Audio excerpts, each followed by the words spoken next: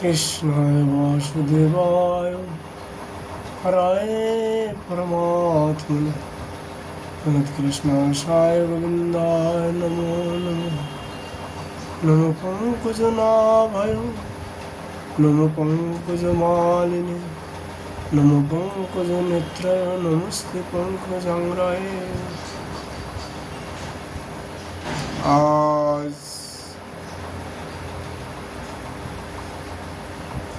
आलोचना का विषय वस्तु है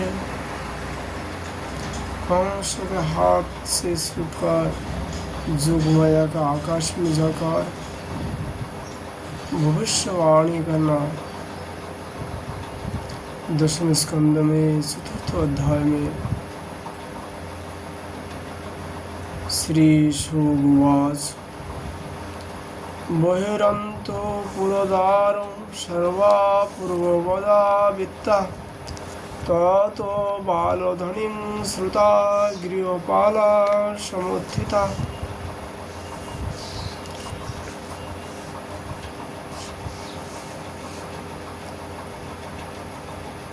श्री सुखदेव गोस्वामी जी राजा परीक्षित से कहा, परीक्षित, जब वसुदेव जी लौट आए तब नगर के बाहरी और तीसरी सब दरवाजे अपने आप ही पहले की तरह बंद हो गए।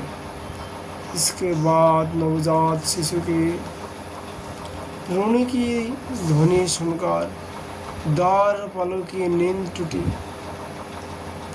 वे तुरंत भोजराज कंस के पास गए और देवकी को संतान होने की बात कही। कंस तो बड़ी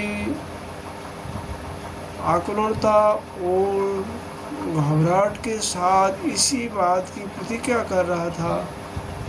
द्वारपालों की बात सुनते ही वह झटपट पलंग से उठ खड़ा हुआ और बड़ी शीघ्रता से सूतिका गृह की ओर झपटा। इस बार तो मेरे काल का ही जन्म हुआ है, यह सोचकर वह बेबौल हो रहा था। और यही कारण है कि उसे इस बात का भी ध्यान न रहा कि उसके बाल बिखरे हुए हैं। रास्ते में कोई जगह वह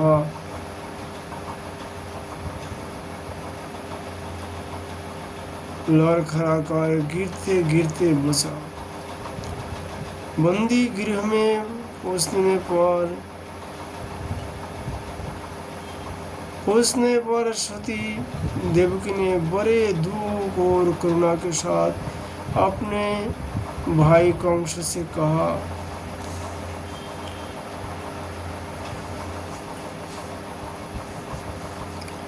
तमहो भ्रुतरं देवी कृपणया करुणां सती स्तनश्रयं तव कल्याण स्त्रिया मां हंतुर्मर्हसि।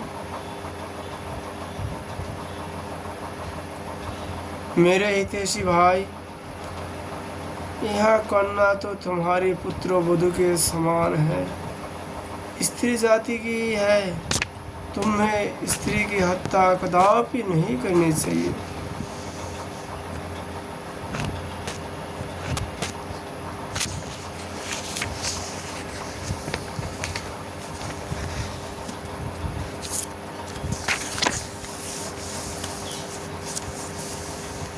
भैया, तुमने दैववश मेरे बहुत से अग्नि के समान तेजस्वी बालों मार डाले। अब केवल ही ये करना बची है, इसी तो मुझे दे दो। अवश्य ही मैं तुम्हारी छोटी बहन हूँ। मेरे बहुत से बच्चे मार गए हैं, इसलिए मैं अत्यंत दीन हूँ। मेरे प्यारे और समर्थ भाई, तो मुझ मंद भागिनी को यह अंतिम संतान अवश्य दे दो। श्री शुक उवाच उपगुज्जत्मजामेवं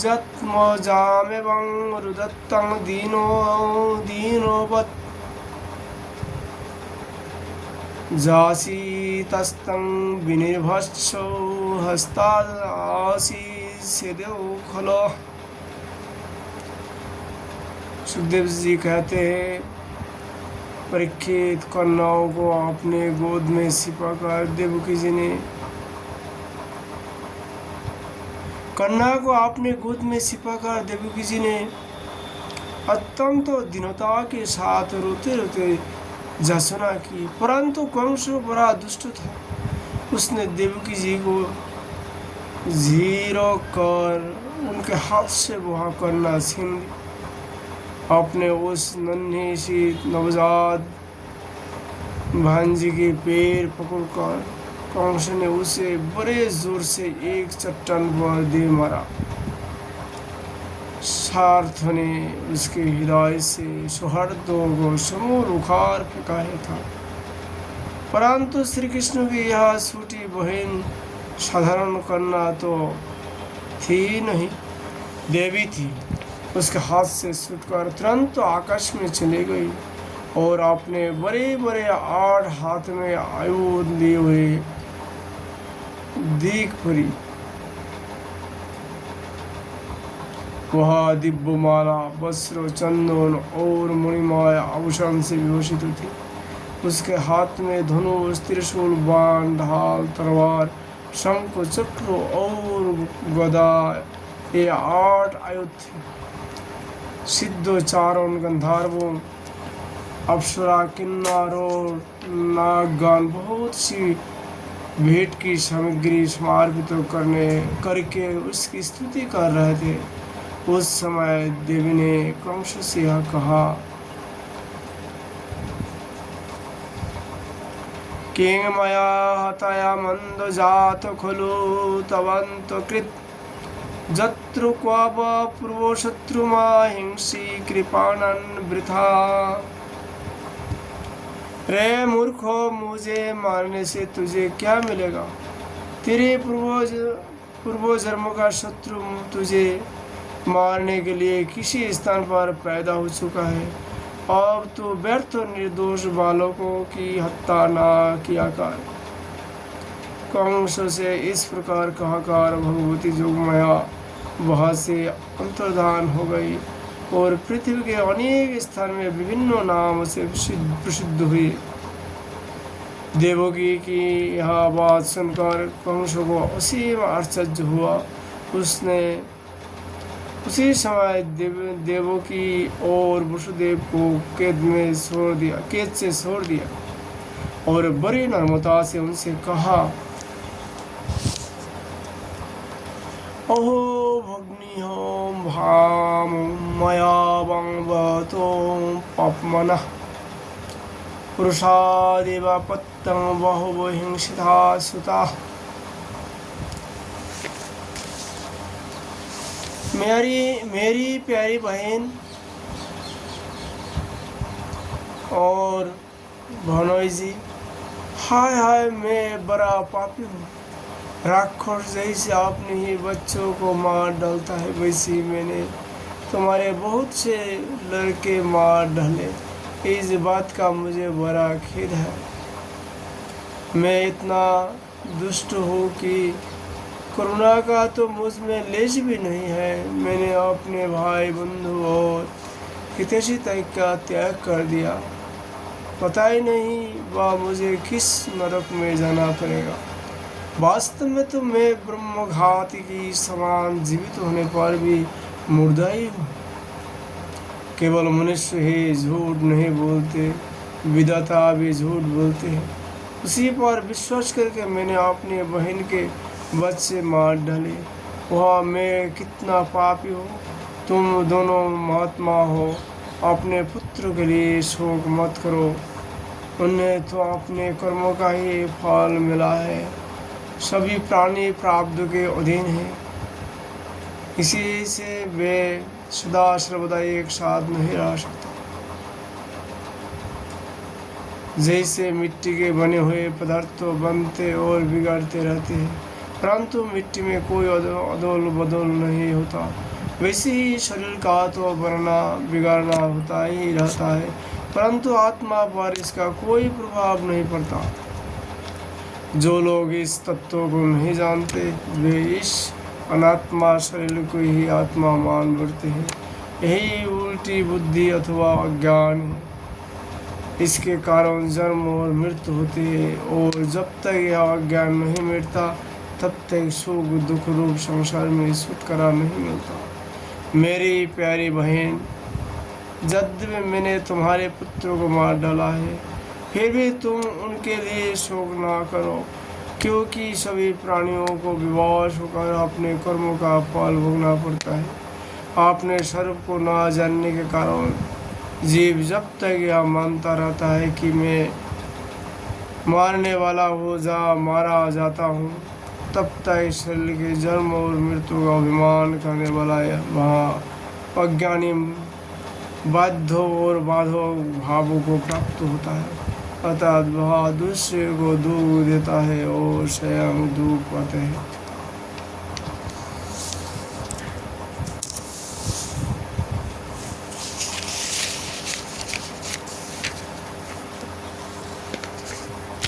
मेरी यह दुष्टता तुम दोनों क्षमा करो, क्योंकि तुम बड़े ही साधु स्वभाव और दोनों के रक्षक,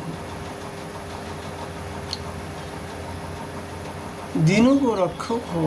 ऐसा कहकर कंस ने अपने बहन देवकी और वसुदेव जी के चरण पकड़ लिया। उसकी आंखों से आंसू बहाकर मुँह तक आ रहे थे। इसके बाद उसने जोग माया के वचनों पर विश्वास करके देवकी और वसुदेव को खेत से छोड़ दिया, और वह तरह से उनके प्रति अपना प्रेम प्रकट करने लगा। जब देवकी जी ने देखा कि भाई कंस को पश्चाताप हो रहा है, तो अब उन्होंने उसे क्षमा कर दिया। वे उसके पहले अपराध को भूल गए, और वसुदेव जी ने हंसकर कंस से कहा, एवं तन्महाभाग जथा वदसि देहिनाम अज्ञानो प्रभावां दिशपरेति वेदा यतः। मनुष्य कंस, आप जो कहते हो वह ठीक वैसे ही है। जीव अज्ञान के कारण ही शरीर आदि को में मान बढ़ते हैं। इसी से आपने पराय का भेद हो जाता है, और यह भेद दृष्टि हो जाने पर तो वे शोक हर्ष भय देश लोभ मोह और मौत से आंते हो जाते हैं। फिर तो उन्हें इस बात का पता नहीं रहता कि सबके प्रेरक भगवान ही एक भाव से दूसरे भाव का, एक वस्तु से दूसरी वस्तु का नाश कर रहा है। सुखदेव जी की सोगोवाचुम कंस एवं प्रसन्नाभं विशुद्धं प्रतिभासितः देवकी वसुदेवाभ्याय मनोज्ञातो अविस्वादु गृहम्। सुखदेव महाराज परीक्षित जी से कहा, परीक्षित, जब वसुदेव और देवकी ने इस प्रकार प्रसन्न होकर निष्कपट भाव से कंस के साथ बातचीत की, तब उसने अनुमति लेकर वह अपने पहले में महल में चला गया। वह रात्रि बीत जाने पर कंस ने अपने मंत्रियों को बुलाया, और जोग माया ने जो कुछ कहा था वह सब उनने कहा सुनाया। कंस के मंत्री पूर्णतया नीति निपुण नहीं थे। दत्त होने के कारण स्वभाव से ही वे देवताओं के प्रति शत्रु का भाव रखते थे। अपने स्वामी कंस के बात सुनकर वे देवताओं पर और भी चिढ़ गए और कंस से कहने लगे,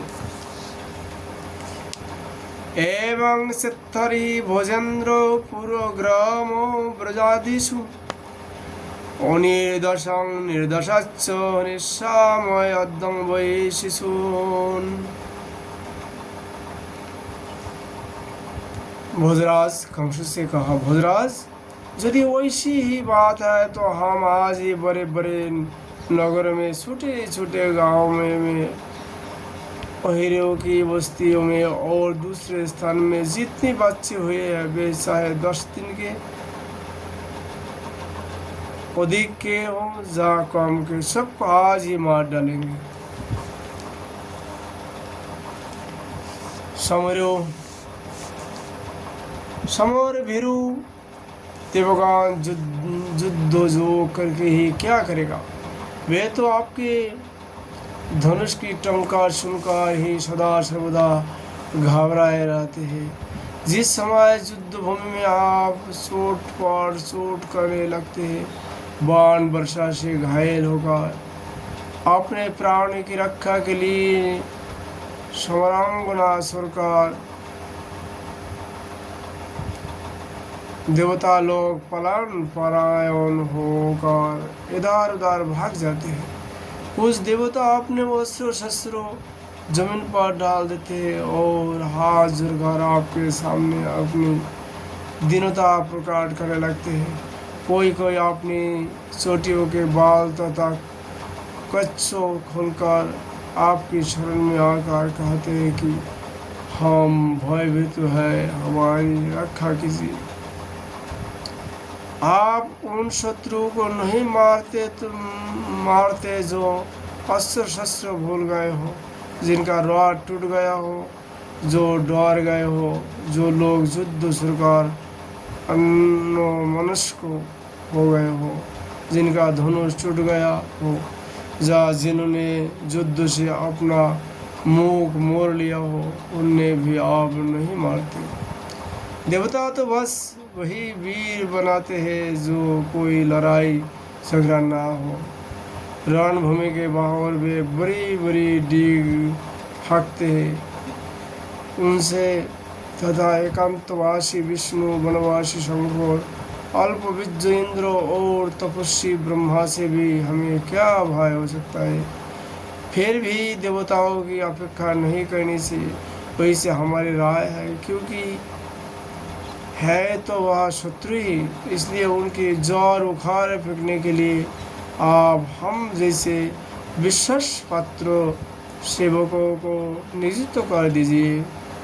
जब मनुष्य के शरीर में रोग हो जाता है और उसकी चिकित्सा नहीं की जाती, उपेक्षा कर दी जाती है, तो अब रोग अपने जोर जमा लेते हैं और फिर वह अशुद्ध हो जाता है। अथवा जैसे इंद्रियों की उपेक्षा कर देने पर उनका दमन असंभव हो जाता है, वैसे यदि पहले शत्रु की उपेक्षा कर दी जाए और वह अपना पाप जमा ले, तो फिर उसकी हराना कठिन हो जाता है। देवताओं की जार है विष्णु और वह रहता है जहाँ सनातन धर्म है। सनातन धर्म की जार है वेद, गौ, ब्राह्मण, तपस्या और यज्ञ, जिनमें दक्षिणा दी जाती है।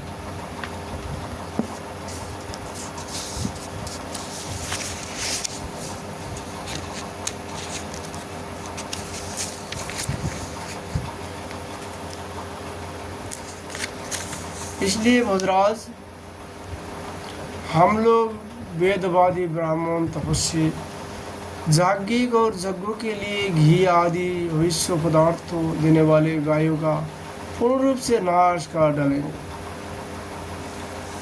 ब्राह्मण, गौ, वेद, तपस्या, सत्य, इंद्रिय दमन, मनो निग्रह, श्रद्धा, दया, तितिक्षा और यज्ञ विष्णु की शैली है।